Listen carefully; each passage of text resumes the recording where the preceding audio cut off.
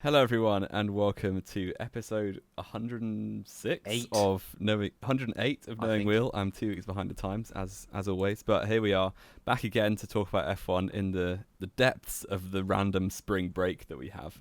And I'm doing the intro because Matt, who I'm joined by, has got ill again. So, do you want to say hello, Matt? Hello, yeah. Some of you might have noticed there weren't many videos over the weekend. If you watched my F1 Manager video yesterday, you'll notice I kind of limped through that one. I don't know what's wrong with me. I've been ill for like a week. It's not the word you can't say still on the internet, I don't think. But yeah, I mean, I might not make it to episode 109. Who knows anymore? But yeah, I might not make it through the next hour anyway. So no, maybe we'll not. See. Maybe not. There will probably be coughs at some point. Yeah, and you're going to go and cut everyone out. I'm sure. I am. It's fine. I can do this. Do we have any housekeeping to do? We've always got housekeeping to do, Jamie. You just always forget. If you're new around here and you're watching this on YouTube, there will be timestamps linked down below, of course, if you want to skip. Basically, what we're going to be doing this week is sort of a bit of a recap as to how each of the teams have fared in the first 3 races of the year. Yes, it's not admittedly that far into the season, but it feels like we've learned quite a lot already. So we're going to be running through, obviously, each and every team individually, sort of talking about how they've got on at the start of the new season. So yeah, there'll be timestamps linked down below. Of course, check us out, Instagram, Twitter, TikTok, everything like that. I've actually got, Jamie, I've got a new PC coming this week, so it's actually going to enable me. The whole reason why there haven't been many clips and stuff like that recently is just the PC I normally edit this all on is basically dying. So yeah, we're gonna hopefully now have stuff coming back and actually well edited. Now it'll actually work properly. So yeah, make sure you give us a follow on all the various platforms as well. But before we jump in then, Jamie, with our first team, we have got a couple of other bits and pieces to go through, haven't we? Interesting news and changes and tweaks and just it's all going on in it. Yeah, definitely. And one of the things that's kind of been rumbling since the season started really was the slight change, well, quite a major change actually, to the sprint qualifying format, which is, I think, actually quite good. It's kind of been spoken about. Yeah, we disagree on this, I'm sure we'll discuss. But the concept is they don't like, well, I think the reason for the change anyway is that teams don't like the jeopardy of the real race grid being set by another race where stuff can go wrong, effectively, even though stuff can go wrong in qualifying, obviously. But yeah, they're changing it up, so it's going to be a Friday evening Q1, 2, 3 format like we have currently on sprint weekends, but that will just set the grid for the Grand Prix on Sunday. And then extra, we've now, another practice session is getting replaced with another Q1, 2, 3 with shorter times, so effectively the Q3 will be a one-shot qualifying. And that will set the grid for the sprint race on a Saturday afternoon. So it kind of separates the sprint element of the weekend from the Grand Prix element of the weekend completely. But I actually quite like it because it means that sprint races should just be crazy because teams have nothing to lose and drivers have nothing to lose. Except for the budget cap. Except for the budget cap, so they can't just go and crash the car every week like Mick Schumacher did. But it will mean that teams and drivers have a little more freedom to go for it because it won't, in a sprint race, because it won't affect their grid slot for the real race, I think, anyway. But what do you think? Why do you think it's bad? I mean, to be honest now, in the grand scheme of things, of course, we haven't got a points change around for sprint racing either. So effectively now Saturday's all about just battling for 8 points, is it? That's how little we remember about sprint races. I can't even remember how many points it's for. It just seems like any kind of value that sprint races had, of course, because they affected the grid for Sunday, is now been completely eradicated. So now we've kind of got 2 weekends weirdly bundled into one, where one doesn't mean a lot, but the other still means quite a lot. But I think the big problem I've still got with sprint races, Jamie, is I can see us getting to Brazil at the end of the year, and, well, actually, the title will be wrapped up long before Brazil. But the championship's going to be decided on a Saturday, and it's going to be really bizarre and just weird and awkward. And, I mean, someone's going to win a world title on a Saturday at some point in the near future. But I can understand, obviously, what you're saying about the sprint races. But it just seems like they had very little impact anyway, for the most part. And now they've got even less impact over a weekend. So what's really the point in doing them? And why at Baku kind of... as well? Yeah, true. Whether maybe practice sessions would be useful at Baku, but we're only going to have one. So yeah, I think I do agree with you that if I ran the sport, I wouldn't have sprint races at all. But given that we do, I think this is a much better way of doing it, because before, like, the previous sprint races in the last 2 years, like, I don't know, bar the ones with people out of position, like Brazil both years, excellent. Yeah, really. They've been fairly boring, just because you start and then everyone's too scared to go for moves because it's too risky and you're going to screw over your Grand Prix. So everyone just trains and goes to the end, and that's it.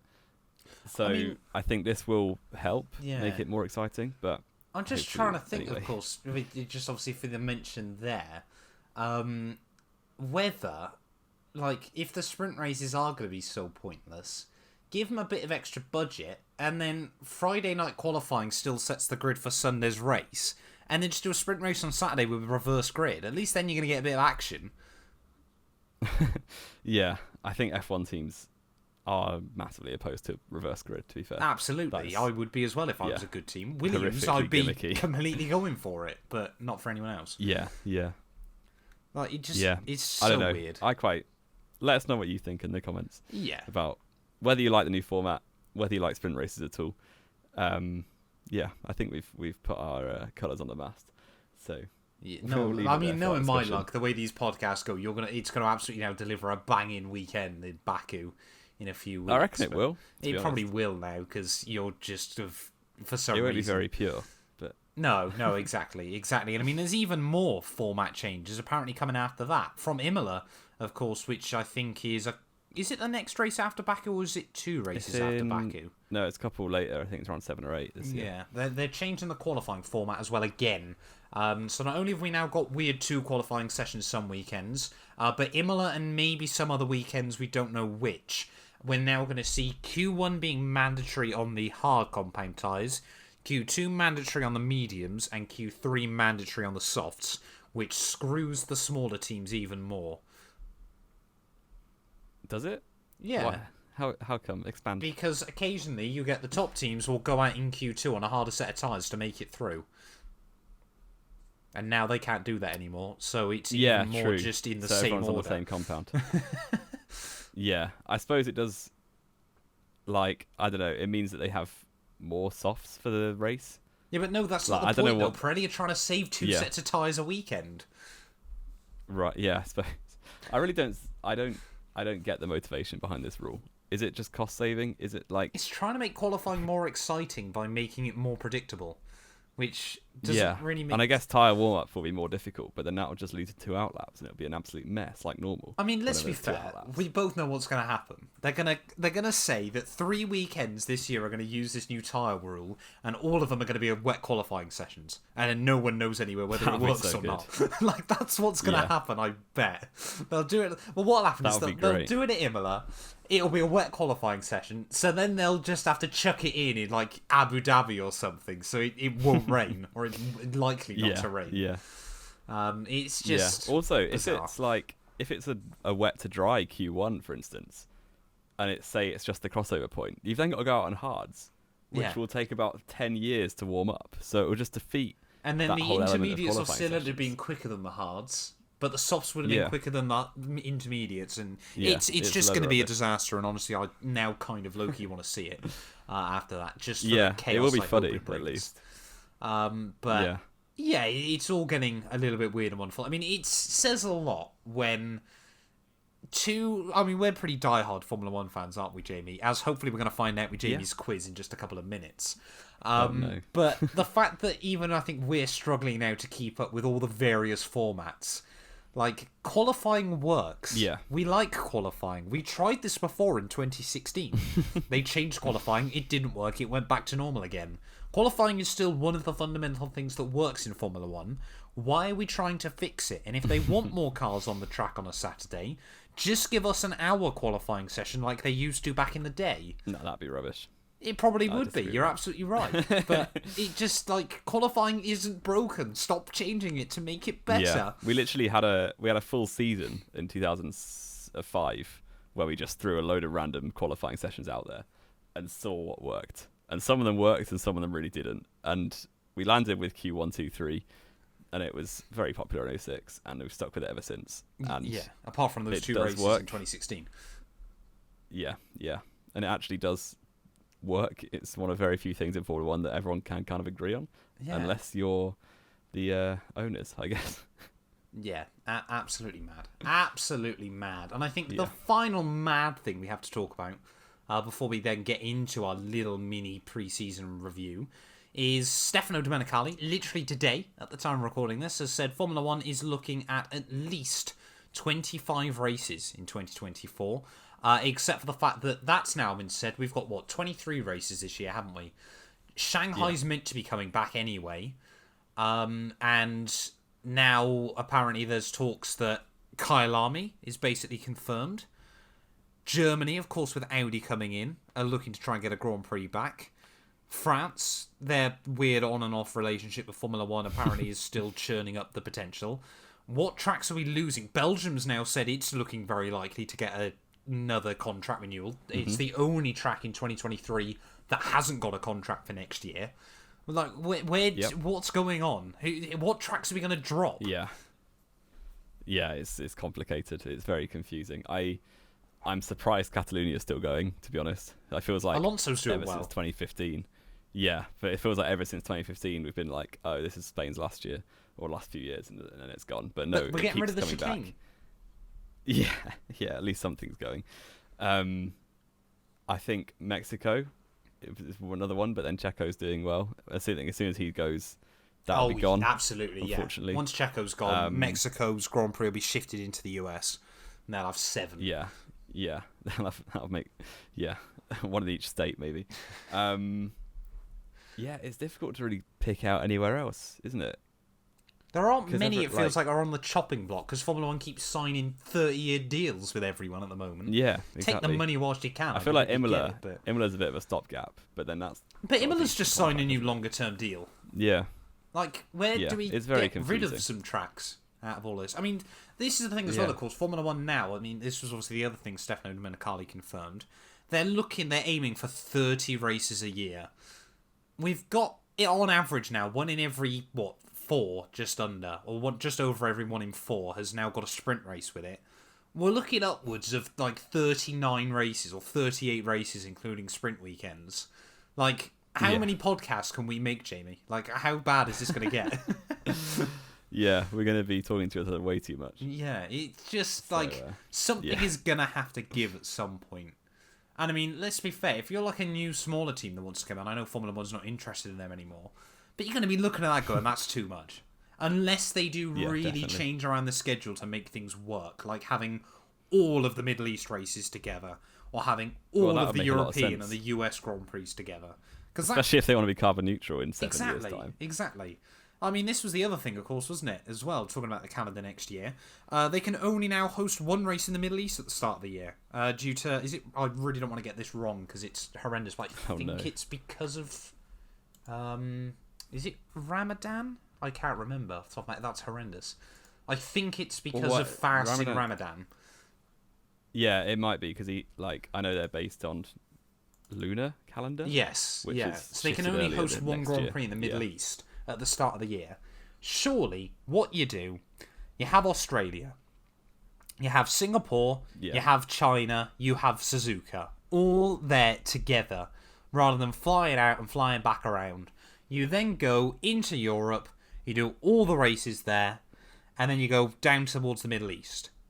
You do your however many races is going to be there, and then you fly over to the US, do all your races there, Canada in the snow, Mexico, and I South feel like America. Climate is a limiting factor here. It is, completely. Doing the Middle East in July would be quite interesting. Just do it at night. It gets cold. It's the desert. Not that cold. It does in the desert, mate. Survive during the day as well.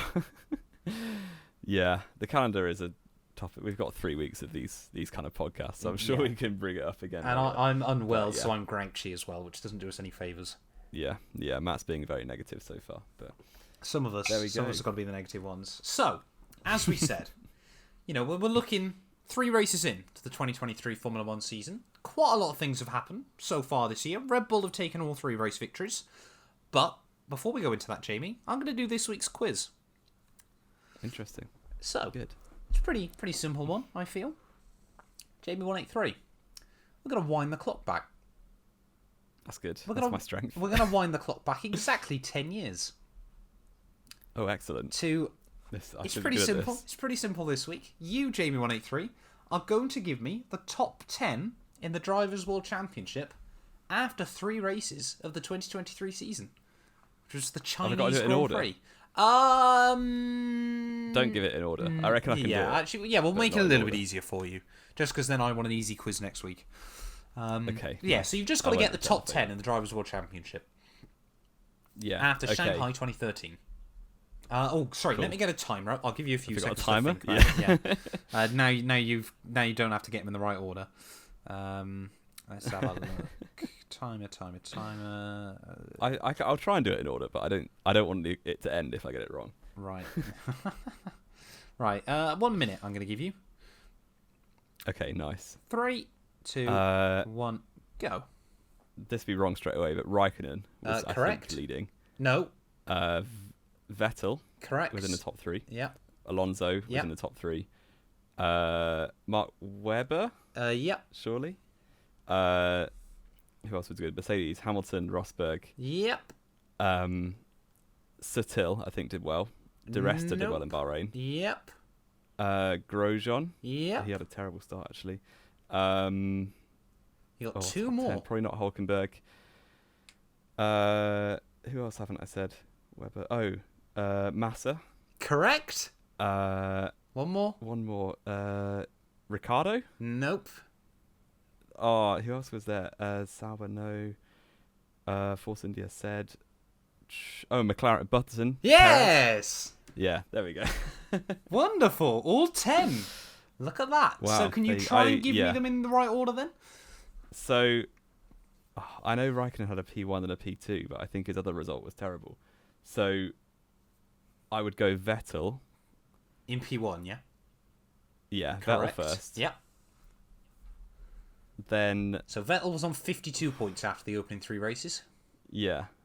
Raikkonen must have been on about 49. So Spot I'd go on. Raikkonen next. Oh, Raikkonen was on 49. I'd go then Alonso, because he won one of them. Correct. 43 for Fernando. I would go... probably Webber, because he got 2nd place. No, he was down in 6th on just 26 points. Oh, half of his teammate. Yeah, I don't know. I wouldn't get many more than that. So Hamilton was 4th on 40 points at his new Mercedes team. Yeah. Felipe Massa was 5th on 30 points. You just mentioned, obviously, Webber was 6th on 26. Nico Rosberg was on 12 points. So Hamilton already had 3.5 times the points of his teammate, or 3 in the third. And 0 DNFs compared to at least 1, maybe 2. I can't remember. Yeah. Rosberg was tied with Nico on 12 points there. Roman Grosjean was 11. Paul di Resta was on 8. Daniel Ricciardo was on 6 points, just ahead of Sutton and Hulkenberg. And I think my favourite bit about all of this was, despite the fact Caterham and Marussia was still in the sport, after 3 races, Maldonado was still in 20th. He was behind Charles Pic and Jules Bianchi. Williams were rubbish, weren't they? Williams were rubbish in 2013. Yeah. Absolutely spot on. Fair You did enough. very well there. You did very, very well. Thank you. 2013, that's my peak of F1 knowledge. Yes. Yeah, I think that's safe to say there. So, of course, it's still a Red Bull driver, 10 years on, leading the way after the opening 3 races of the championship, Jamie. I mean, let's be fair. Red Bull, 3 wins in the first 3 Grand Prix. 5 podiums. The only time they haven't been on the podium so far was Checo in Australia. They've done pretty well, haven't they, so far this campaign? Definitely. That's an understatement, I feel. And, yeah, they seem to have no real weakness other than, I guess, the issue in qualifying for Verstappen. Because one in the would race. argue that the race wasn't plain sailing, but he still got P2, didn't he? Yeah. So, but yeah, the reliability in Jeddah qualifying was the only major blot on their copybook. But yeah, the Perez issues in Australia, I would put more down to driver error, not getting used to the brakes quick enough to drive a car properly. But yeah, they've got an absolute rocket ship. They're going to win the title, both titles. So it's a little bit of a shame for the sport, but I mean, I kind of think dominance is the norm in F1, and we've Yeah. retreated in the last few years. People kind of forget that. I mean, we say in the last few years, it was literally 2021. Yeah, it Like- was actually, and in 2022 pretended for 3 races to not be. Yeah, at the start of the year, but really we kind of all knew that what was going to happen. I mean, yeah, Red Bull, like we said, I think they haven't really got a rival, have they, at the moment? Their rival is just trying to get a few reliability gremlins worked out, but Yeah. it's looking like an easy championship walk for probably Max Verstappen, and of course the Milton Definitely. Keynes based squad. Biggest improvers, though, this year, of course, after 3 races in 2022, they were last in the championship. Aston Martin, P2 overall at the moment, Jamie. And they've had 3 podiums with Fernando Alonso, the only driver alongside Verstappen. I've lost you. Hello? Oh, no.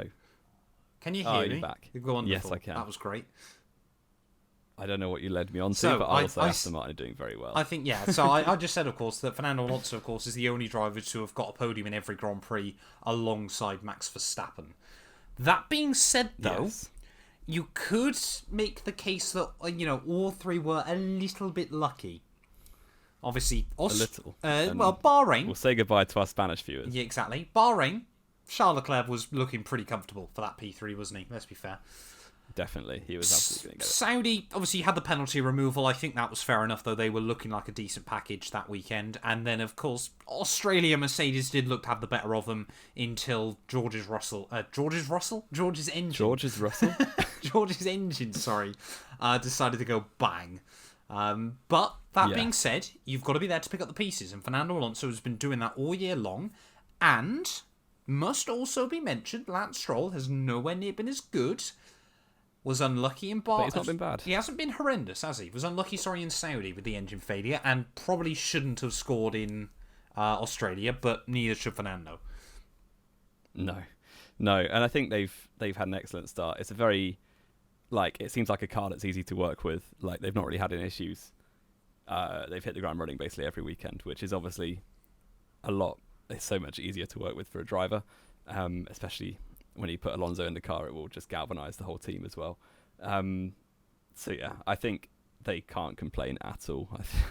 Obviously 3 podiums in a row, and when they've only had a handful of podiums in their whole career really, since becoming Force India. Other than 2020, I guess they were up there, but yeah, I think excellent stuff from Aston Martin, and I kind of don't expect them to finish P2. I know we both put them 4th in our pre-season predictions. I think they probably will end up having the 4th fastest car by the midway point of the season, but it's whether they can kind of use this momentum they've got and hold on. And I do think having Alonso in that team is such an asset, so that should help them all the way, really. So if you had to put money on it right now, then where are Aston Martin finishing in 2023?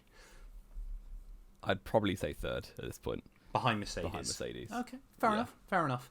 I think that is a very, very wise and safe prediction early on as in always. the year. And I mean, obviously, we'll immediately then go down to Mercedes in P3. Of course, Lewis Hamilton are picking up their first podium of the year. There has been a little bit of a shaky start for Mercedes once again. There was a lot of hype up around, obviously, the not new side pod concept, of course, that they were rocking for a second year. Without the porpoising, was it going to make the big difference?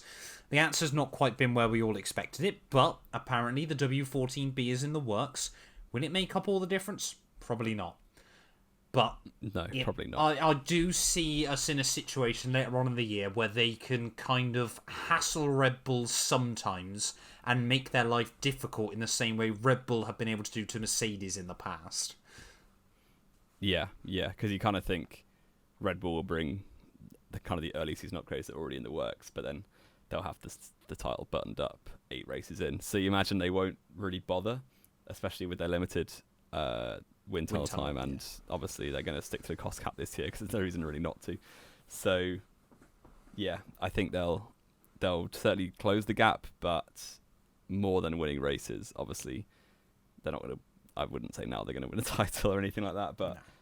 I think a comfortable P2 finish would definitely be a step forward, because last year they were obviously 3rd, and this season they probably started with the 4th fastest car in Bahrain. So we shall see. But yeah, they've got probably the strongest lineup on the grid in terms of drivers, and they seem to still be working together very well. So Yeah, no, there's a lot to smile about for Mercedes. Yeah, I think there's still a lot of questions and eyebrows being raised, but of course Lewis, he's been mighty consistent. He's been really dependable, hasn't he, in these opening 3 Grand Prix. That being said, though, still yet to out-qualify George Russell on a Saturday, but I don't think has finished behind him yet on a Sunday.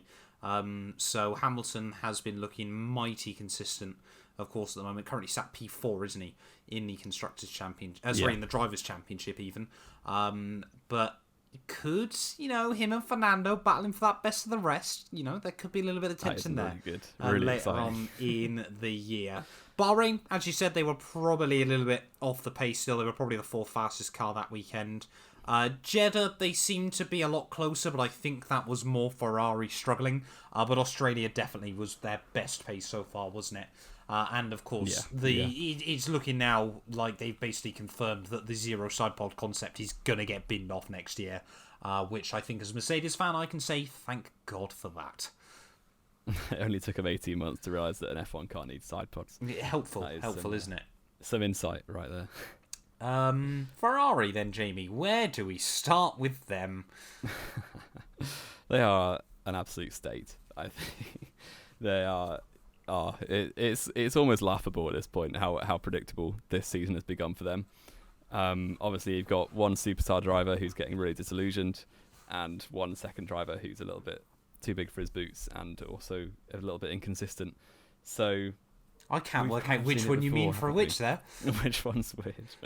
We've kind of seen it before with Ferrari, haven't we? Like, you've got, Leclerc is the embodiment of Vettel, of Alonso. Like, they've been there 5 years and they suddenly realise this organisation is draining to work in. And just the combination of bad management, bad strategies, bad reliability, and the pressure of leading that team with the pressure from Italian media is huge, and it does take its toll on the drivers, and they always begin to make some mistakes, like we saw with Leclerc last year. So, I think it's a rough time to be a Ferrari fan. I think, obviously, they're always going to end up... Yeah, true. They're always going to end up, even with Ferrari's bad years, they always end up on the podium every now and then, and still are able to bounce back very fast. They've obviously got a huge budget and a lot of pedigree. So huge budget don't mean anything anymore. Well, exactly true. But they can still pay people a lot of money to get the best engineers, because wages don't count in the budget cap. Only the top 3 members of staff, though. If anything, all the budget cap's done is shown how much Ferrari literally away out money. By the money. Like the fact they could throw so much money at problems all the time to beat teams with half or a third of their budget. Now they can't do that. It's effectively now Ferrari are on like the operating equivalent of 40 million quid because they've had so much more money than everyone else for so long. It's now like they're running on a sixpence and a threepence halfpenny. Yeah. So it's rough, but I think Fred Vassera's got his feet under the table almost, and he's gonna probably start making a lot of changes. You expect with how poor it's been. You'd hope so, wouldn't you? You'd really hope so. Yeah, I do expect a lot of things to be shifting at Ferrari, and you kind of hope they would. Otherwise, they're going to end up finishing 4th this season. Yeah, I mean, I think we're both pretty invested in the idea that they're probably going to finish 4th anyway. Probably, yeah, I expect. But that being said, they have had okay pace apart from in Jeddah. Like the Sainz race was screwed by the red flag, and then screwed by himself at the very end in Australia.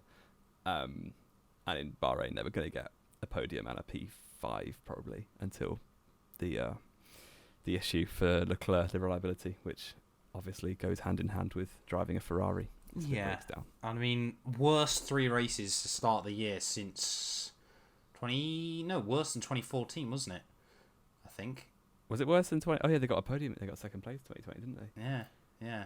It's just awful. Wow. Awful for Ferrari so far. And there is a little bit... Leclerc is behind... Yeah. Behind who? Norris and Hulkenberg in the championship, which is quite funny. It does make me wonder just how differently the first 3 races would have gone had they got that podium in Bahrain. Ferrari feel more than any other team like a momentum-based organisation.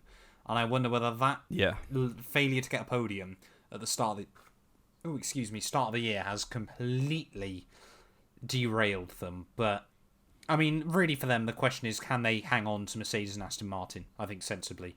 They've got certainly the driver lineup to do it, but it's whether they're capable or not. Yeah, definitely. And the drivers are, but I don't know if the organisation structures are. But we will see. We certainly will. I mean, the team that probably have had the opposite start to the year to Ferrari in many ways, of course, definitely not fifth fastest by the first 3 races standards, but have somehow lucked their way there anyway. Of course, it's McLaren, best of the rest, despite having an awful car. What do we make of it? Yeah, and 2 weeks ago we wrote them off and saying they're going to finish 10th. Well, no, we didn't say they'd finish 10th. We just didn't see a way they'd catch Alpine. And then they did immediately. Yeah, so the car is shocking. I think there's no two ways about it. But Australia did show a bit of light at the end of the tunnel, even if it was massively benefited by the safety car, even the red flag, sorry. Even without that red flag, Norris was still finishing 8th, I think. So what, if you take out the top 4 teams, he was finishing effectively second best of the rest behind Gasly. So that's a promising sign. I think Norris is probably the best driver in that midfield. Oh, absolutely. Now that Alonso's graduated to I'd the say front. do I say he's better than Fernando? That'll get some hate, won't it? Yeah, definitely don't say that. And yeah, the car is trash, especially the first 2 races. It was awful. Well, yeah. Although saying that, Jeddah they got horrifically unlucky. Yeah. But yeah, both drivers will absolutely bail them out because I think Norris, as we know, is a top driver in a very, very bad car. And Piastri has been not that far off him so far. So he's got a bit about him as well, which is nice. Yeah, I think McLaren have certainly still got the potential there. And I think now they've kind of been given that springboard, haven't we? You know, I think we'd said after Jeddah that they were probably going to have to do a bit of a reset after the Australian Grand Prix, and now they've kind of gone, well, hey, we're resetting from best of the rest, we're great, lads. And everyone else is going, how on earth are you there? But you know what, fair play, they're doing it, and I think they've given themselves the best reset they possibly could, because effectively now they're playing Alpine from in front of them by pure luck. I still think they'll lose to Alpine. Oh, most likely, I reckon. Most likely. But I think P6 would, it would be an okay recovery given where they were in Bahrain. Yeah. Speaking of Alpine, though, as we said, definitely I think we can both agree 5th fastest car so far this year. Of course, nowhere near the big 4 teams. But prior to Australia, where things went a bit Pete Tong, they had been picking up good results and getting the points where they needed them. Yeah. And you say nowhere near the big teams. Australia, Gasly was hanging with them, but I guess that was mostly down to DRS. Yeah. But yeah, I certainly think operationally they're doing all right, but obviously they've got higher expectations than being best of the rest. They want to make the jump that Aston Martin have done. Exactly. But yeah, I think they've been solid. Bahrain double point. Was it double points? Yeah, Gasly was 10th then, wasn't he? No, Gasly just scored a point. Ocon didn't. He had 8 penalties. Oh yeah, true. I forgot about that. And then Jeddah again, double points. I think there too.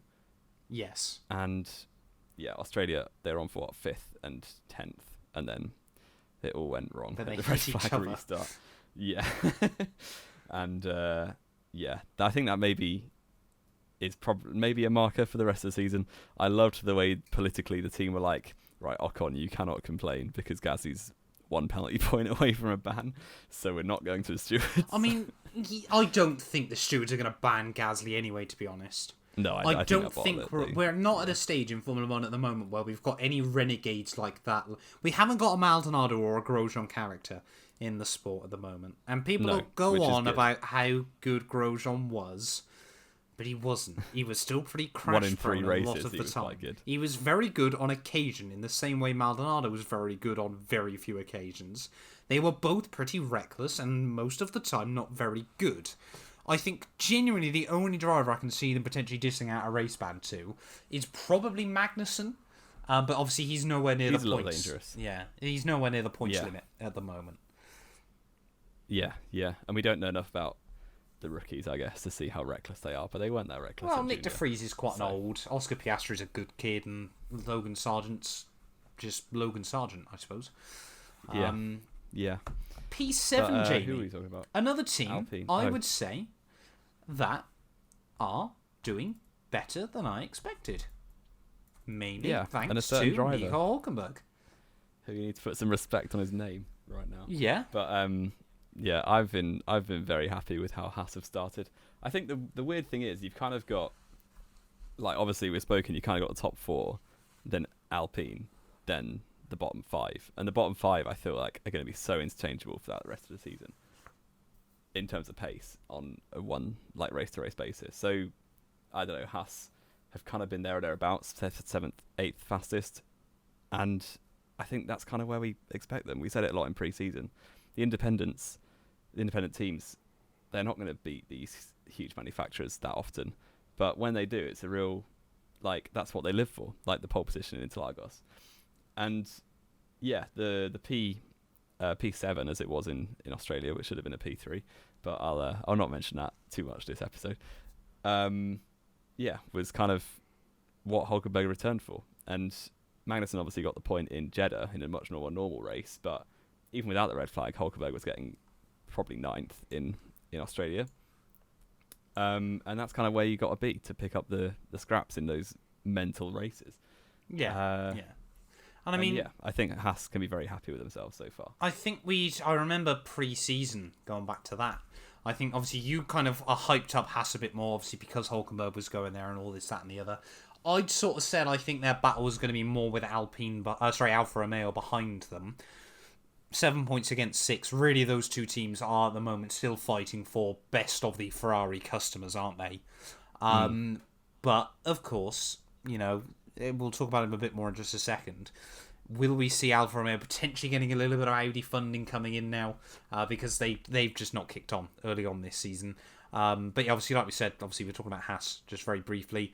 Hulkenberg's been mega over one lap as well. I think he's been in Q3 in 2 of the 3 Grand Prix, Twice, if I'm not mistaken. Yep. And it's 3-0 against Magnussen. He is 3-0 against Magnussen, but Magnussen on 2 of those occasions has had better race pace.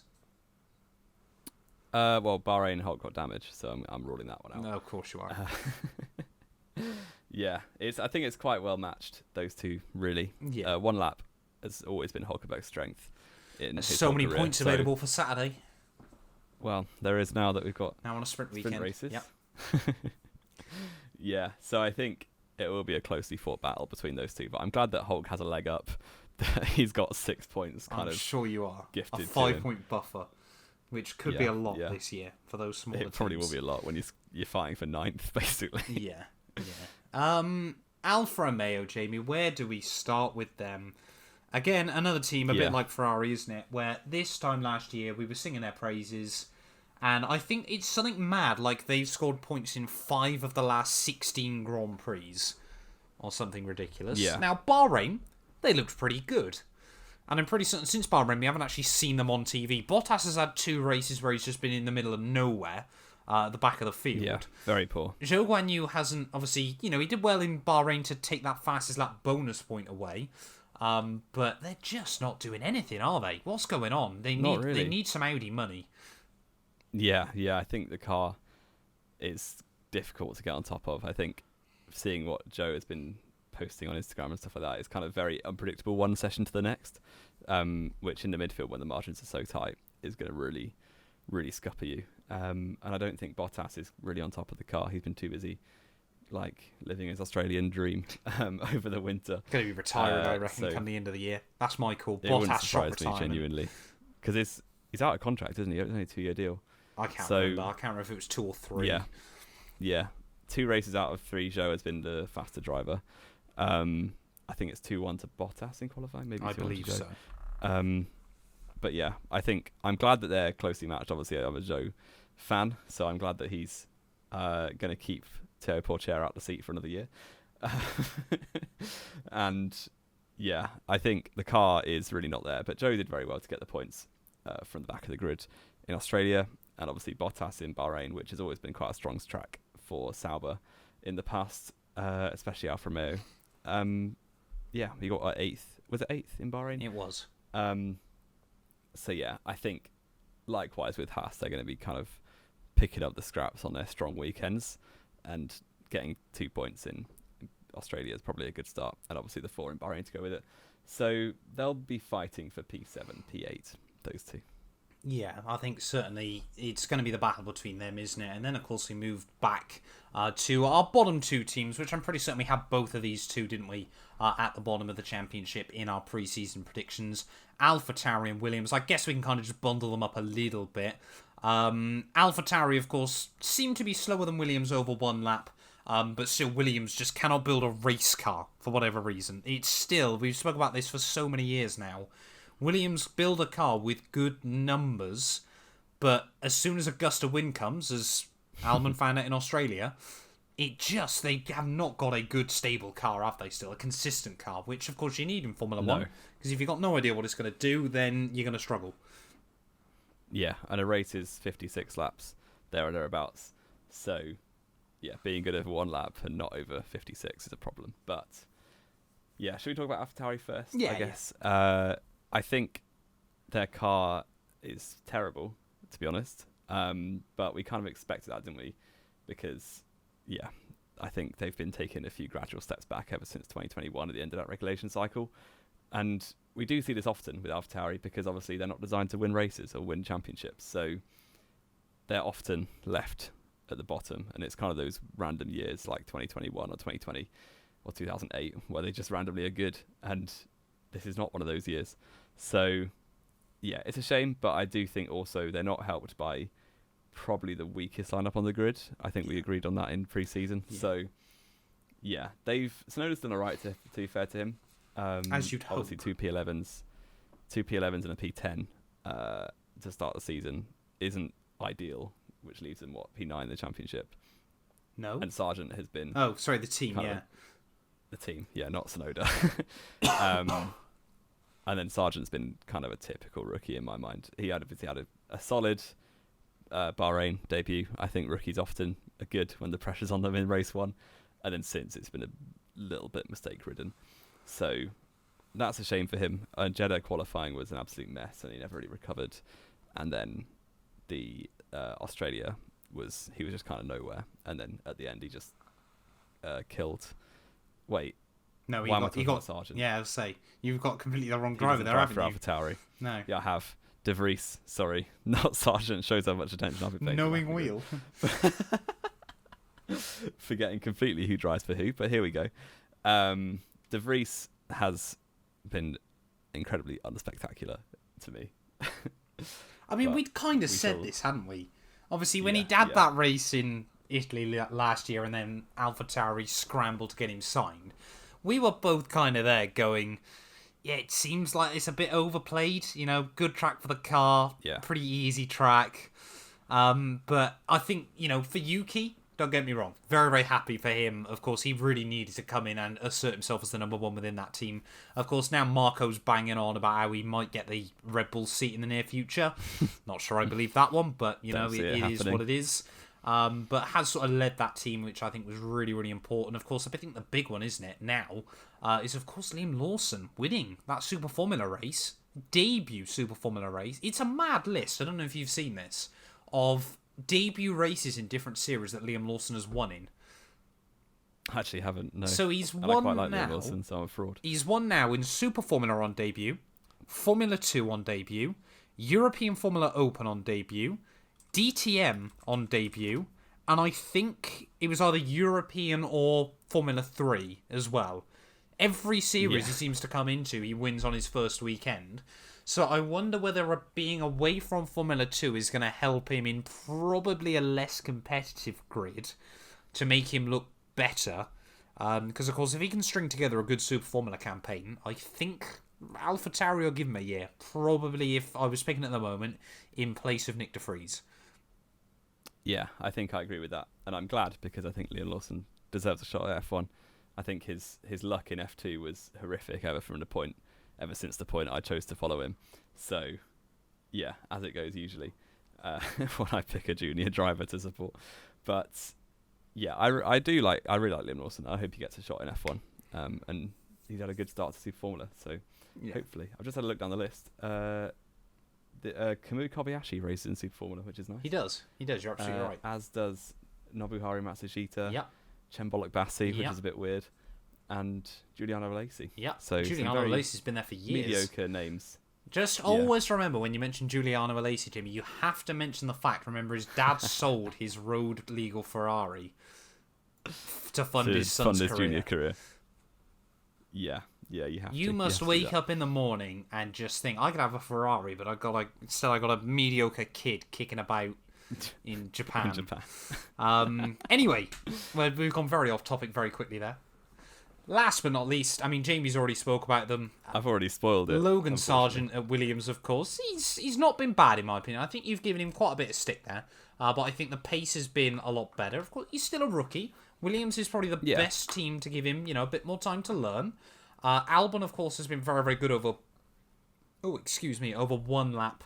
But not so much, obviously, again, because of the car itself over the race. But I think Sargent is getting there. Yeah, definitely. And I think, he's obviously got many rough edges. I think Williams themselves admitted that it was kind of, they are not the first choice to put him in F1 this soon. I don't think he's done badly, though. I think, to be honest... No, he's not done that badly. I think we've kind of got to this point now, haven't we, again, in Formula 1. And this was another point that I wanted to raise at some point, not even necessarily this week. Obviously, we kind of went through a bit of a wild stage, didn't we, in F1 a few years ago, where it was very much try and get drivers up and they sink or swim. Do we think now, because F1 is so profitable, that teams now don't want to take the risk on young drivers in case they have a bad year? Because I think Haas is probably the best example of that in recent times. Of course, different contexts as well, of course. But are teams now more likely to pick a more experienced driver over one with more potential? Well, I think that's exactly the predicament Haas were in last year, wasn't it? With picking between Schumacher and Hülkenberg. So... yeah, I think just the way the cost cap is, you kind of got to get a safe pair of hands, and it's no good having the Grosjeans, the Maldonados, who might pick you up a random really good result, and then every other race just trash the car up. So, I mean, does this also mean that the cost cap helps eliminate paid drivers? Well, a little bit, you'd think, because obviously teams are less in need of most mega teams money, now can pretty much get to the budget cap, can't they? Interesting. Lower ceiling. Yeah, interesting. And I think taking it all the way back to 2013, you'd rather have a Jenson Button in your car than a Sergio Perez at the time for McLaren at that point. So, yeah, it's interesting. It's definitely interesting. But hopefully, I mean, this has gone very off topic, but the rookies coming into the sport since 2021 have been a lot more creditable than... We did go through a real dog-do couple of years, didn't we? Yeah, where the only rookies that were coming through were poo. But then again, that being said, of course, 2019, we had three of the best rookies come through. Well, two and Albon, but still. He's doing all right now, I suppose. But Jamie, I mean, I think, we could talk about winners and losers so far this year. Big winners really, aren't they, are Aston Martin and Red Bull, and technically, I suppose you could claim McLaren from where they should be. Big losers, Ferrari, Mercedes, I would argue still, and probably Alfa Romeo, isn't it? I think are probably the ones to say. Yeah, I think so. So, my final question to you then, Jamie. One team, of course, from now, that you think either forward or backwards is going to move the most positions in the championship by the end of the year? I really don't think... I don't expect that much change, really. Nor do I. I would go for McLaren. Backwards, I'm guessing. To drop down, yes. How many places? I think they will go behind Alpine. Okay. And I think they could go behind Haas or Alpha as well. Okay, interesting. I don't really expect much more movement than that. No, that is fair enough. To be honest, I think McLaren was going to be mine, so I'll say Mercedes will move up past Aston Martin. Nice, that's very, very boring. I think McLaren will finish 6th, though, come the end of the year. Yeah. I don't think they'll get jumped by Haas and Alpha. To be honest, it would not surprise me if the points they scored last weekend will be enough to keep them ahead between now and the end of the season to be really, really boring. But I think that's wrapped us up then, Jamie. I don't think we've got anything else to go through, have we? I don't think so. We've done pretty well there for the most part. Let us know down in the comments below your thoughts and feelings on all of this. If you've got any stories you'd like us to go through, whether it's from current Formula 1 or past years as well, I'm sure we can talk about a few little random bits and pieces during our mid-season break. Of course, this week should have been the Chinese Grand Prix preview show, but of course that's not happening. Thank you all so much for listening. If you have enjoyed, please do make sure you leave a like, get yourself subscribed as well, and we will be back next week then, ready with more miscellaneous Knowing Wheel.